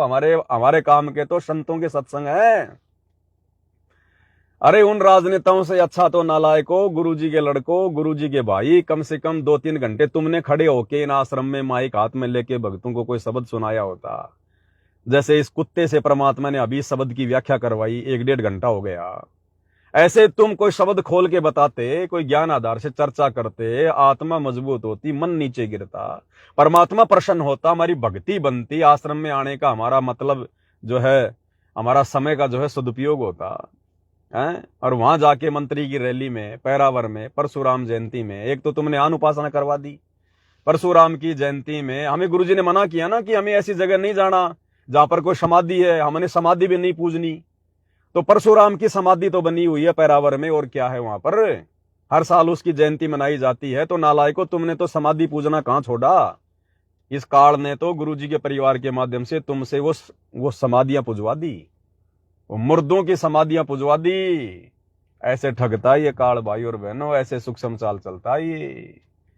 बताओ, मुर्दों से ती प्रीत लगावे, न जाने सतगुरु मेरे नू। जिंदा सतगुरु इतना बढ़िया ज्ञान दे रहा है, वो तो आश्रम में बैठ के सुना नहीं गया। अरे 2-3 घंटे आश्रम में बैठ के सत्संग सुनते मेरे भाई। वो मुर्दा पूजने चले गए वहां पर, मुर्दों से ती प्रीत लगावे। क्या दे दिया परशुराम ने तुम्हें, क्या दे दिया मुख्यमंत्री ने तुम्हें। अपनी मर्यादा तोड़वा के आगे भक्ति का सत्यानाश करवा के गुरुजी को नाराज करके। तो गुरुदेव ने कहा कि हम तो इस मार्कंडे जैसे को भगत समझा करते थे, और ये क्या देखते थे, बकवाद। इनका टारगेट क्या था, सुंदर सुंदर स्त्रियां प्राप्त करना। तो भाई और बहनों, संकेतों को समझना है, गुरु खोल के नहीं बताएगा। अगर गुरु खोल के बताने लग गया तो संगत भाग जाएगी, कोई नहीं टिकेगा। अब इन आश्रमों में नाम दीक्षा ले लेते हैं, अब ज्ञान को तो आधार बनाते नहीं, अपना टारगेट मोक्ष को बनाते नहीं, और एक ही लगन लग जाती है कि रमेणी करवाऊं बस। जब तक वो रमेणी नहीं हो जाती है ना, शादी नहीं हो जाती, तब तक लड़कियों पे नजर रहती है, रमेणी करवाऊं, रमेणी करवाऊं। भक्ति कर रहे हैं मोक्ष के लिए, और टारगेट क्या है, शादी करवाऊं, रमेणी करवाऊं। रमेणी करके क्या करेगा, मार्कंडे की तरह, विश्वामित्र की तरह स्त्री भोग भोगेगा, और क्या करेगा। वो क्या है, भक्ति मार्ग में बाधक है। देखो, स्त्री बाधक नहीं है भक्ति में, स्त्री तो बहुत सहयोगी है। पुरुष के लिए स्त्री, स्त्री के लिए पुरुष भक्ति मार्ग में बहुत सहयोगी है। आज घर में स्त्री है तो मान लो हम आराम से बना बनाया भोजन खा रहे हैं, धुले धुलाए कपड़े पहन रहे हैं, छोटे मोटे कार्य हो जाते हैं, हम निष्फिक्र होकर अपना काम धंधा करते हैं घर की चिंता छोड़ के। तो भक्ति मार्ग में स्त्री बाधक नहीं है, स्त्री मिलन बाधक है। आग पराई आपनी, हाथ दिए जल जाए, नारी पराई आपनी, भोगे सब कुछ जाए। अब यहां पर 2 बातें हैं। अब इस ज्ञान की प्राप्ति से पूर्व जिन जिन भगत भाई बहनों की रमेणियां हो चुकी हैं, जिनकी शादियां हो चुकी हैं, जिनके बाल बच्चे हो चुके हैं, अब उनको तो इन विषयों पर विचार करके, गुरुदेव के ज्ञान पर विचार करके कि भाई वास्तव में देखो, स्त्री मिलन भक्ति में बाधक है, भक्ति बनेगी नहीं। अब दिन में तो भक्ति कर रहा हूं, रात को सत्यानाश कर दिया भक्ति का। क्या भक्ति करी फिर हमने, 2 घंटे मेहनत करके तो हलवा बनाया, फिर उसमें 1 मुट्ठी बालू रेत की ठोक दिखाएगा उसको कोई। तो हमें निर्विकार लोक को प्राप्त करने के लिए, निर्विकार परमात्मा को प्राप्त करने के लिए हमने भी निर्विकार बनना पड़ेगा। तो उसके लिए हमने भाई और बहनों इस कुकर्म को त्यागना पड़ेगा, अगर भक्ति सफल करनी है तो। नहीं तो भक्ति सफल नहीं होगी। करते रहो, परमात्मा तो जबरदस्ती करेगा नहीं, तुम्हें हाथ पकड़ के तो स्त्री भोग से दूर करेगा नहीं भगवान। भगवान का तो काम है ज्ञान देना। काल ने कहा था भगवान जबरदस्ती ना करना, केवल अपना ज्ञान समझाना। जो आपके ज्ञान को समझ के भगत बने, आप उसी को लेकर जाना। तो गुरु तो अपने एग्रीमेंट का पक्का भाई, गुरु ने ज्ञान दे दिया, हर प्रकार से हमारी आंखें खोल दी, समझा दिया, संकेत भी कर दिए, चेतावनी भी दे दी। तो जिन भगत भाई बहनों की सतगुरु की शरण में आने से पहले रमेणियां हो चुकी हैं, या जिन भगत भाई बहनों की सतगुरु की शरण में आने के बाद और इस प्रकार की बातें हमारे कानों में नहीं पड़ी, गुरु का ज्ञान हमें इतना समझ में नहीं आया, और हमारी शादी विवाह हो गया, रमेणी हो गई, और आज यदि हमें ये बातें सुनने को मिल रही हैं, ये निष्कर्ष हमारे सामने निकल के आ रहा है कि स्त्री मिलन यानी संभोग क्रिया सबसे बड़ी बाधक है भक्ति मार्ग में, तो उन भगत भाई बहनों ने विचार करना पड़ेगा कि मेरा टारगेट क्या है। मार्कंडे की तरह मेरा टारगेट केवल स्त्री भोग है या फिर मोक्ष प्राप्त करना है। अब आप कहोगे नहीं जी, मार्कंडे तो केवल स्त्री भोग करने का टारगेट था, उसका तो ब्रह्मलोक में जाने का। हमारा तो सतलोक में जाने का टारगेट, हमारा तो मोक्ष प्राप्त का टारगेट है। अरे वो महाब्रह्मलोक प्राप्त करना भी उनका मोक्ष होता था। जैसे कोई स्वर्ग की साधना कर रहा है तो उसका टारगेट क्या है, स्वर्ग में जाना, और वहां जाकर क्या करूंगा, फिर सारे भोग भोगूंगा। तो एक तरफ तो आप कह रहे हो कि हमारा टारगेट तो सतलोक जाने का है, मोक्ष प्राप्ति का है, और उस टारगेट में सबसे बड़ी बाधा क्या बताई गुरुजी ने? स्त्री मिलन की। भग भोग्या भग उपजय, और भग से बचा न कोई, जो कोई भग से बचे भगत कहावै सोई। अब गुरुदेव ने तो स्पष्ट कर दिया कि जब तक तुम स्त्री भोग में लगे रहोगे तुम एक भगत कहला ही नहीं सकते। चाहे तू कितना ही बड़ा भगत बन जा, कितना ही कुछ कर ले, चाहे तेरे को 20 साल हो गई हैं, जब तक तू स्त्री भोग कर रहा है तू भगत की श्रेणी में नहीं है। तो बताओ हमारा टारगेट क्या है फिर? अगर मोक्ष टारगेट है तो उस टारगेट में जो बाधक चीजें हैं उनसे तो दूर हटना पड़ेगा ना हमने। तो वर्तमान में 90% संगत का टारगेट केवल स्त्री भोग है। स्त्री भोग, जिनको नाम मिल गया, सार नाम तक मिल गया है, जो बूढ़े बूढ़े हो गए, जिनके बच्चों की शादी हो गई, वो भी स्त्री भोग में लगे हुए हैं। खोपड़ी में सफेद बाल आ गए, वो भी पीछे नहीं हट रहे। बताओ 2020 खेलने में अभी भी उनको शर्म नहीं आती नालायकों को कि तुम्हारी तो उम्र हो गई कम से कम है, सफेद बाल आ गए, गुरुजी कहते हैं तुम्हारा चलने का समय आ गया। संकेत होता है ये, खोपड़ी में सफेद बाल आ गए, इसका मतलब है कि टिकट कटने वाली है, और उसके बाद भी 2020 खेल रहे हैं नालायक। तो मूर्खो, अब तो शर्म करो कम से कम। तुम्हारे बच्चों के ऊपर क्या असर पड़ेगा? वो बेटा बेटी जो देख रहे हैं, सब पता होता है उनको कि बाप अभी इस कुकर्म से दूर है कि नहीं है, चाहे तुम कितना ही अपने आप को शाना समझो। वो बेटा बेटी, वो पोता पोती सब समझते हैं भैया, ये कलयुग का पिछली पीढ़ी का चरण है। परमात्मा ने आवश्यकता से ज्यादा बुद्धि इंसान को दी है इस समय। आज 2 साल का बच्चा ढंग से कपड़े पहनना सीख जाता है, और पहले हम लोग 8-8, 9-9 साल के नंगे घूमे करता थे गांव में। तो आज परमात्मा ने सबको विशेष बुद्धि बख्शी है, सबको पता है क्या नहीं है। अंत में तुम्हारी क्या इज्जत रहेगी तुम्हारे बेटा बेटी के सामने, तुम्हारे पोता पोती के सामने? आज उनके सामने तुम छुप छुप के सारे उल्टे कुकर्म कर रहे हो अभी भी तुम, और अपने आप को शतनामी कह रहे हो, अपने आप को सारनामी कह रहे हो, संत रामपाल जी का भगत कह रहे हो, और ये कौवे वाले सारे उल्टे कर्म कर रहे हैं। तो हंस कैसे बनेंगे हम? कौवा कर्म करके आदमी हंस नहीं बन सकता, और हंस बने बिना हम सतलोक नहीं जा सकते। तो जिन भाई बहनों को मान लो ज्ञान नहीं था, या गुरुजी की शरण में आने से पहले जिनकी शादी हो गई, रमणी हो गई, अरे वो तो कम से कम थोड़ा बहुत विचार करो, पीछे हटो। और जिन आत्माओं को ये प्रवचन सुनने को मिल रहे हैं, ये अध्यात्म के निष्कर्ष सुनने को मिल रहे हैं, और वो जानबूझकर अगर फटे में टांग अड़ाना चाहते हैं, तो ये उनकी महामूर्खता है, ये उनकी गलती है। वो फिर जानबूझ के सांची तजने वाली बात कर जाएंगे, फिर वो फिर जानबूझ के सांची तजने वाली बात कर जाएंगे फिर। क्योंकि हर चीज का पता होने के बाद ये 7 संगतियां हैं, ये गुरुदेव के सत्संगों का निष्कर्ष है, ये तत्व भेद है। और भाई और बहनों, इस तत्व भेद को प्राप्त करने के बाद कि क्या अच्छा है क्या बुरा है, कहां फंसेंगे कहां बचेंगे, उसके बाद अगर हम स्त्री मिलन के चक्कर में पड़ रहे हैं, रमणी के चक्कर में पड़ रहे हैं, शादी के चक्कर में पड़ रहे हैं, फिर हमसे बड़ा मंद बुद्धि महामूर्ख संसार में कोई नहीं है फिर। अरे उम्र क्यों देख रहे हो तुम? फिर तो वही संसार वाली बात हो गई कि भैया बुढ़ापे में करेंगे भक्ति। अब भगत भी ये सोच रहे अभी तो मैं जवान हूं, अभी तो रमणी करूंगा, अभी तो मेरी उम्र बहुत है, फिर मैं भक्ति कर लूंगा। हाँ, फिर तो तूने भक्ति कर ली, फिर तो तूने तोड़ दिया किला जब तू आज ही नहीं तोड़ पा रहा। तो कम से कम उन भगत भाई बहनों को तो विचार करना चाहिए, इस रोग को अपने से दूर रखना चाहिए। जानबूझकर अपना पैर जंजीरों में ना फंसाओ भाई। न जाने कब तुम्हारी टिकट कट जाए, कब सतगुरु यहां से चला जाए, कब क्या काल का दाव लग जाए, कोई भरोसा है क्या? अरे ये टारगेट थोड़ी हमारा मार्कंडे की तरह स्त्री भोग करना, रमणी करना, शादी करना, यही टारगेट है क्या? फिर सतगुरु के सत्संग क्या खाक सुन रहे हैं हम? फिर हमारा टारगेट क्या है? तो भाई और बहनों, जो चीज सबसे ज्यादा बाधक है उसी चीज को हम अपना मुख्य टारगेट मान रहे हैं। तो मोक्ष वाला टारगेट तो बहुत चौथे नंबर पे है, फिर चौथे नंबर पे। तो बात ऐसे बनेगी नहीं फिर हमारी। इसलिए तो परमात्मा कहते हैं, ये संसार विघन की घाटी, कोई निकलेगा बिरला सूर। होकापुर में काग मिले दिन दोई रे, अरबों में कोई हंस हमारा होई रे। ये संसार विघन की घाटी, निकलेगा बिरला सूर। दास गरीब कहे नर लोई, सतगुरु को चीने बिरला कोई। सतगुरु को प्राप्त करने के लिए, सतगुरु को प्रसन्न करने के लिए हमने सतगुरु जैसा बनना पड़ेगा। सतगुरु ने एक भूमिका निभाई। हालांकि परमात्मा तो इन विषय विकारों से दूर होते हैं, लेकिन लीला परमात्मा हमारी आंखों को धोखा देकर कुछ भी कर सकता है। तो सतगुरु ने हमें हिम्मत देते हुए कोई ये सोचे कि लो जी मैंने पूरी जिंदगी तो स्त्री भोग किया, शादी कराई, बच्चे पैदा कर लिए, अब मैं क्या भक्ति करूंगा।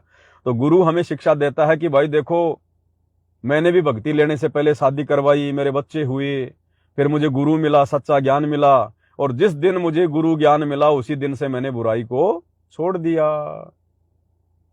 तो गुरु ने भी एक आम व्यक्ति की भूमिका करके दिखाई हमें कि मन को छोटा मत करना, जब तक ज्ञान नहीं है तब तक कोई बात नहीं, परमात्मा माफ करता है, लेकिन ज्ञान होने के बाद यदि हम बुराइयों से दूर नहीं हटेंगे, बकवादों को नहीं छोड़ेंगे, फिर हमारी बात नहीं बन पाएगी। तो हमने गुरु को प्राप्त करने के लिए, सतलोक को प्राप्त करने के लिए गुरु जैसा बनना पड़ेगा। क्या हमारे गुरुदेव सतगुरु रामपाल जी भगवान ने नाम उपदेश लेने के बाद ये कुकर्म किया? पूछ लेना कभी अपनी अनारो माई से जाके, पूछ लेना, वो खुद ही कह देगी कि भाई कितने वर्षों से परमात्मा दूर हैं, उन्होंने मुझे अपनी बेटी की तरह बना लिया था। हालांकि वो सतगुरु रामपाल जी को अपना बाप नहीं बना पाई, नहीं समझ पाई, लेकिन सतगुरु रामपाल जी ने तो उसी दिन से उसको अपनी बेटी मान लिया था। उस कुकर्म से परमात्मा, हालांकि कुकर्म तो नहीं कह सकते, लेकिन एक सांसारिक दृष्टि से आप लोगों को बताया जा रहा है, परमात्मा ने एक लीला करके दिखाई, स्त्री भोग की। ठीक है, उन्होंने किया नहीं, लेकिन वो तो समर्थ है, जानी जान है, परमात्मा क्या नहीं कर सकता। बिना प्राण के परमात्मा शरीर चला दे। धर्मदास को परमात्मा उसकी आत्मा निकाल के सतयुग लेके गए, 3 दिन तक उसकी आत्मा उसके शरीर में नहीं थी, लेकिन उसका दिल चल रहा था, धड़कनें चल रही थी परमात्मा के आशीर्वाद से। दादू जी को परमात्मा 3 दिन तक सतलोक लेकर गए, पीछे से उनका शरीर चल रहा था, आत्मा उनकी जो है वहां थी, ऊपर रूहानी मंडलों को देख रही थी, और उनकी जो हार्ट बीट थी वो चल रही थी। तभी तो नहीं फूका उनको, नहीं तो 3 दिन में फूक डालते उनको। तो ये परमात्मा है, कुछ भी कर सकता है। ये परमात्मा हर कर्म से न्यारा है, हर कर्म करवा देता है, हर कर्म से न्यारा है ये। जब ये काल भगवान कहता है कि मैं इनमें नहीं हूं, ब्रह्मा विष्णु महेश में, लेकिन मैं ही सारे कर्म करवाता हूं तीनों गुणों के प्रभाव से, तो ये परमात्मा है, ये स्वयं निर्विकार है, निर्विषम परमात्मा है, लेकिन इनकी लीला अजब गजब है भाई और बहनों। तो इस प्रकार से परमात्मा ने एक लीला करके दिखाई कि नालायकों, जब से मैंने गुरु बनाया, नाम दीक्षा ली, मुझे ज्ञान हुआ, मैंने ये कुकर्म त्याग दिया, मैंने छोड़ दिया। तो आप और हमने अगर गुरु जैसा बनना है, आप और हमने यदि सतलोक प्राप्त करना है, मोक्ष प्राप्त करना है, तो गुरु हमें एक भगत की भूमिका करके दिखा रहे हैं कि एक सच्चा भगत कैसा होता है, मोक्ष प्राप्त करने योग्य भगत के क्या लक्षण होते हैं। तो भाई वैसा बनना पड़ेगा। जिसने अपने गुरुजी के इस लीला में जीवन को, भगत वाले जीवन को, जो भूमिका वो कर रहे हैं, अगर इस जीवन को समझ लिया, बस यही सबसे मेन चीज है, उस भगत का मोक्ष निश्चित है। जो अपने गुरुदेव के लीला में भगत वाले जीवन को समझकर जो उनको फॉलो करने लग गया, जो उनके पद चिन्हों पर चलना शुरू हो गया, वही भगत मोक्ष प्राप्त कर पाएगा। हमारा गुरु आज देश दुनिया की हर बकवाद से दूर है, हर बकवाद से। गुरु तो कभी किसी राजनीतिक रैली में नहीं गया। क्या गुरु जी के समय परशुराम की जयंती नहीं मनाई जाती थी? क्या गुरु के समय जाट अपनी धर्मशाला नहीं बनाया करते थे? क्या गुरु जी के समय चुनाव नहीं हुआ करते थे? क्या गुरु जी के समय जाट आरक्षण नहीं हुए थे? क्या गुरु ने कोई सहयोग किया? अपने किसी भगत को वहां जाने का आदेश दिया? तो गुरुजी का परिवार क्या गुरुजी से भी ज्यादा समझदार हो गया क्या? ये संगत आज ज्यादा समझदार हो गई क्या? तो भाई और बहनों, ये तो जबरदस्ती पाव चणों के लालच में या बंदरवाड़ी मूठ हुई, पाव चणों के लालच में, ये राजनीति के लालच में गुरु का परिवार अपना खुद का हाथ भी उस मटके में फंसा रहा है, और बेचारी संगत का भी फंसा रहा है। तो ये हम सत्सेवकों के ऊपर कोई विशेष दया है, विशेष मेहर है। छप्पर फाड़, हम नाम सुनते थे ना कि छप्पर फाड़ दया होती है ऊपर वाले की, तो ऊपर वाला तो धरती पे आ गया सतगुरु रामपाल जी, और ये छप्पर फाड़ दया, छप्पर फाड़ दया ये थोड़ी कि कोई घर में कोई लाख रुपए आ गए, करोड़ आ गए, फैक्ट्री लगा ली, ये तो बेफालतू की बकवाद। छप्पर फाड़ दया भक्ति, सत भक्ति, गुरु की पहचान, मर्यादित भक्ति, ये है छप्पर फाड़ दया। ये दया किसी के ऊपर नहीं होती, ब्रह्मा विष्णु महेश पे भी ये दया नहीं है, यहाँ के राजा महाराजा पे भी ये दया नहीं है, जो दया गुरुदेव ने आज आप और हमारे ऊपर कर दी। हमें असंख्य कष्टों से परमात्मा ने इस जन्म में हमारे ऊपर जो कष्ट आने थे पहाड़ जैसे, वो भी टाल दिए, और आगे आने वाले जन्मों में 84 लाख योनियों में जो हमारे ऊपर कष्ट आने थे उनको परमात्मा काट देंगे हमारा मोक्ष करके। तो ये है सबसे बड़ी छप्पर फाड़ दया, इससे बड़ी दया कुछ नहीं है। ये आज थोड़ा बहुत सुख सुविधा भोग के जो अपने आप में फन्ने खा बने फिर रहे हैं, ये राजा महाराजा मंत्री संतरी, ये क्रिकेटर फिरकेटर, पैसे वाले धनी लोग व्यापारी, अगले जन्मों में गधे के मुंह लगेंगे। क्या रहा इनके पास में, कहाँ गए इनके ठाट बाट, इनकी गाड़ियां, इनके महल, इनका बिजनेस है। और आप और हम भले आज कुछ भी नहीं है, लेकिन हमारे पास में भक्ति धन है। इस धन को प्राप्त करके हम सदा सदा के लिए वो ठाठ, वो सुख भोगेंगे जो सुख यहाँ का राजा शौपन में भी नहीं भोग सकता। यहाँ के ब्रह्मलोक में भी वो सुख नहीं है, छींट भी नहीं है उस सुख की जो सुख हम सतलोक में जाके भोगेंगे। तो सबसे बड़े धनी, सबसे बड़े राजा महाराजा तो आप और हम हैं, परमात्मा के बच्चे। तो भाई और बहनों, हमने दुनिया देख के नहीं चलनी है। गुरुदेव कहते हैं कि संसार की तरफ से आंख मीच लो। तो संसार की तरफ से आंख मीचने का मतलब है किसी भी प्रकार के लोभ लालच में मत आओ, लोगों की बड़ी बड़ी गाड़ियां देख के अपने मन को मत ललचाओ, लोगों की धन संपत्ति को देखकर, कार कोठियों को देखकर अपने मन में कोई लोभ लालच पैदा मत करो। परमात्मा कहते हैं देख पराई चौपड़ी मत ललचावे जी, और लुखी सूखी खा के ठंडा पानी पी। देख पराई चौपड़ी, चौपड़ी क्या होती है? जैसे रोटी में घी रख कर उसको चौपड़ा जाता है, दो रोटियों के बीच में घी रखते हैं, उसको कहते हैं रोटी चौपड़ना। तो परमात्मा कहते हैं देख पराई चौपड़ी, यानी दूसरे की चुपड़ी हुई रोटी देखकर, चुपड़ी हुई रोटी मतलब दूसरे की धन संपत्ति देखकर, दूसरे के ठाट बाट देखकर, गाड़ी घोड़ियां फैक्ट्रियां देखकर अपना मन मत ललचा, मन में लोभ लालच पैदा मत कर, निराश मत हो। देख पराई चौपड़ी मत ललचावे जी, और लुखी सूखी खाए के ठंडा पानी पी। लुखी सूखी यानी जैसा तेरे को परमात्मा ने दे रखा है तेरे भाग्य के अनुसार, बाल बच्चा घर परिवार जैसा भी तेरे को दे रखा भगवान ने, कहते हैं लुखी सूखी खाए कर, जो तेरे भाग्य में है उसी में संतोष कर, और ठंडा पानी पी यानी शांति से जीवन जी, अपनी भक्ति कर। जब तू चाहेगा चौपड़ी तो बहुत करेगा पाप। अगर तू दूसरे की देखा देखी रीस करेगा, उनके जैसा बनने का प्रयास करेगा जो तेरे भाग्य में है नहीं, फिर तू पाप करेगा, पाप। फिर क्या करेगा? पैसे कमाने के लिए 2 नंबर के काम करेगा, दुनिया भर की बकवादे सोचेगा, उसको ठगूं, उसका ले लूं, ये ले लूं, वो कर लूं। तो मालिक कहते हैं जय तू चावे चौपड़ी बहुत करेगा पाप। तो भाई और बहनों, आज गुरुदेव ने हमें इतना ज्ञान, इतना जबरदस्त ज्ञान, हीरे जैसा निर्मल ज्ञान परमेश्वर ने हमें इसीलिए दिया है कि हम दुनिया भर की चिकनी चुपड़ी देखकर अपना मन ना ललचाएं। अरे सबसे बड़ा चिकना चुपड़ा हमारा गुरु है। हमारे गुरु से बढ़कर क्या चिकनी चुपड़ी है दुनिया में? है कोई सेठ हमारे गुरु जी से बढ़कर? ये बड़े बड़े सेठ भी हमारे गुरु जी का गुणगान करते हैं। सावलसा सेठ, कौन था सावलसा सेठ? श्री कृष्ण रूप में हमारा गुरु भगवान ही तो था, सतगुरु रामपाल जी भगवान ही तो था, जिसने नरसिंह जी की हुंडी डाली थी, सावलसा सेठ बन के आया था। तो तेरे बड़े बड़े उद्योगपति, तेरे प्रधानमंत्री भी सावलसा सेठ के मंदिर में जाते हैं। तो कौन है सबसे बड़ा सावलसा सेठ? सबसे बड़ा धनपति हमारा गुरु भगवान है, जिसने 21 ब्रह्मांड भीख में दे रखा है। इस काल को 21 ब्रह्मांड भीख में दे रखा है, और इसी 21 ब्रह्मांड में ये सारे राजा महाराजा, अनिल अंबानी, एलन मस्क, फलाना दिखना, अरबपति खरबपति सब यही तो पड़े। तो ये तो सब हमारे गुरुदेव के द्वारा दी गई भीख पे अपना जीवन यापन कर रहे हैं। बताओ, अरे राजा अगर किसी को अगर भीख में कोई 1 करोड़ रुपया दे दे, तो राजा का बेटा उन 1 करोड़ रुपयों पे कोई नजर रखेगा क्या? उस 1 करोड़पति से राजा का बेटा मांगेगा क्या? नहीं मांगेगा ना। तो देश दुनिया को ये किसने दिया है? संपत्ति, उनके संस्कार के अनुसार, उनकी भक्ति के अनुसार। 21 ब्रह्मांड में ये ब्रह्मा विष्णु महेश के पद, ये संपत्ति किसने दी? हमारे बाप ने, सतगुरु रामपाल जी भगवान ने, जगत सेठ ने। तो हमारे बाप ने तो भिखारियों को भीख में दे रखी है चीजें, और हम हैं उसके बेटे, तो हम तो इनकी तरफ देखेंगे भी नहीं। जब हमारा बाप इतना धनी है, जब हमारा बाप दूसरों को इतना धनवान बना सकता है, तो हम तो उसके बेटे हैं, हम उसकी तरफ थोड़ी देखेंगे। हमारे बाप के पास तो खजाना भरा है। लूटने वाला चाहिए, लूटने का तरीका आना चाहिए। लूटने का तरीका है बाप को खुश करना, और बाप खुश होगा मर्यादित भक्ति से। फिर देखना ये दुनिया वाले तो कुछ नहीं होंगे हमारे सामने, और अंत में तो परमात्मा फिर सतलोक में बैठा देगा। वहां का तो कहना है क्या, ये जीव वहां का तो बखान ही नहीं कर सकती, कल्पना ही नहीं कर सकते।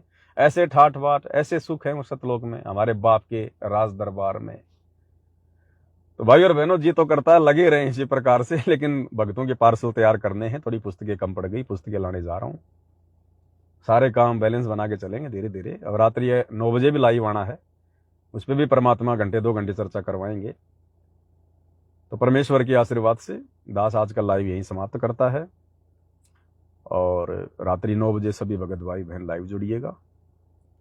और ये मत देखा करो भाई और बहनों कि भाई पवन, जैसे बहुत सारे होते हैं, कुछ एक नालायक भगत अंध भगत होते हैं, पवन दास ने चश्मा लगा ली, पवन दास ने चश्मा, अरे चश्मा ये तो है अरे क्या है यार ये है। अब ये चश्मा दिखाई दे रही है पवन दास को, पवन दास इस जो है मतलब 25 लाख की गाड़ी में बैठा, ये दिखाई नहीं दे रही, इसके ऊपर कोई कुछ नहीं बोलता, बस ये चश्मा को लेकर पवन दास ने चश्मा लगा ली।